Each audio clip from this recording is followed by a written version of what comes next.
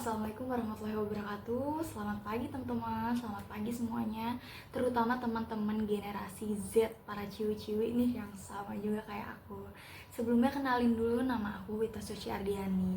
Nah, pada kesempatan kali ini kita bakal bahas topik yang menarik banget nih, tentang cerdas memilih skincare yang aman melalui review di sosial media. Nah, kalian mau tahu kan gimana sih tips supaya kita nggak mudah kegocek hoax?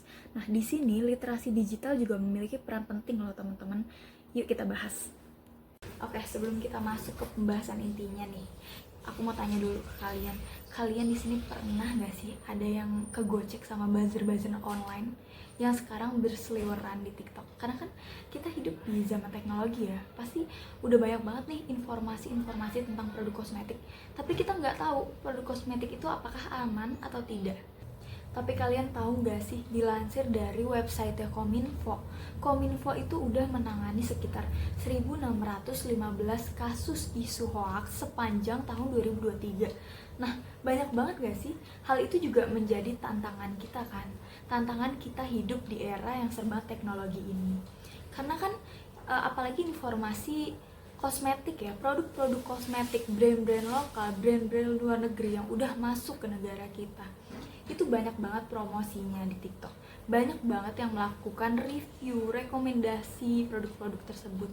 Tapi kita nggak tahu apakah produk tersebut benar-benar aman atau tidak. Oke, pada topik kali ini kita akan membahas 3 poin utama. Yang pertama, peran media sosial dalam memilih kosmetik. Yang kedua, tips memilih review yang kredibel. Yang ketiga, cara mengenali informasi yang palsu atau hoax. Oke, kita bakal bahas dari yang pertama dulu ya. Peran media sosial dalam memilih kosmetik.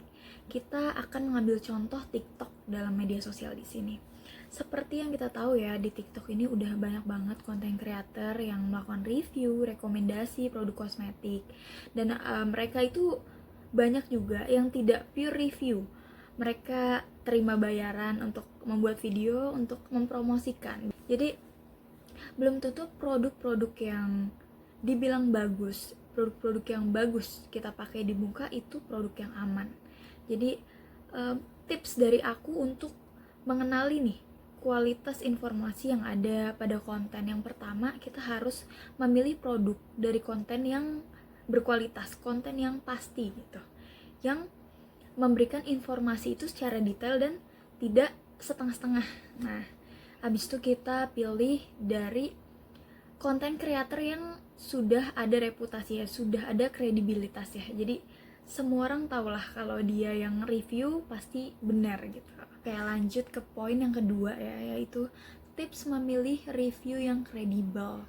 Jadi supaya kalian-kalian ini yang sering mengonsumsi konten-konten review produk kosmetik dan kita mudah tergiur gitu, kita harus memperhatikan beberapa hal. Yang pertama, periksa sumbernya. Jadi lebih baik kita itu mengonsumsi konten-konten dari reviewer yang memiliki latar belakang di bidang kecantikan, misalnya dokter kecantikan kayak gitu. Yang kedua, kita harus cek sumbernya. Nah, kita harus cek nih bahan-bahan apa aja yang aman kalau digunakan di dalam kosmetik tersebut gitu. Kan pasti banyak lah berita-berita saat ini. Kita juga bisa lah searching di Google gitu, searching dikit lah sebelum membeli produk. Kalau bahan-bahan ini itu ternyata aman buat produk kosmetik, terus bahan-bahan ini ternyata berbahaya kayak gitu. Terus yang kedua, kita bisa ngecek di situsnya BPOM atau enggak di situsnya LPPOM, Majelis Ulama Indonesia nih. Nanti aku kasih di sini. Jadi kalian bisa langsung aja searching produk tersebut, produk kosmetik yang pengen kalian cari itu apakah terdaftar atau tidak. Jadi kalian langsung aja masukin di searching, terus kalian search apakah ada sertifikasinya atau tidak gitu. Oke, kita lanjut ke poin yang terakhir, yaitu poin yang ketiga. Gimana sih cara mengenali informasi palsu atau hoax? Nah, kurang lebih sebenarnya sama sebelumnya teman-teman. Jadi yang pertama, kita harus verifikasi fakta. Jadi dari sekian banyak konten kreator yang mempromosikan produk, karena kan biasanya orang tuh mereview produk sekaligus mempromosikan produk kayak gitu. Jadi kita jangan menerima konten itu mentah-mentah, jangan menelan konten itu mentah-mentah.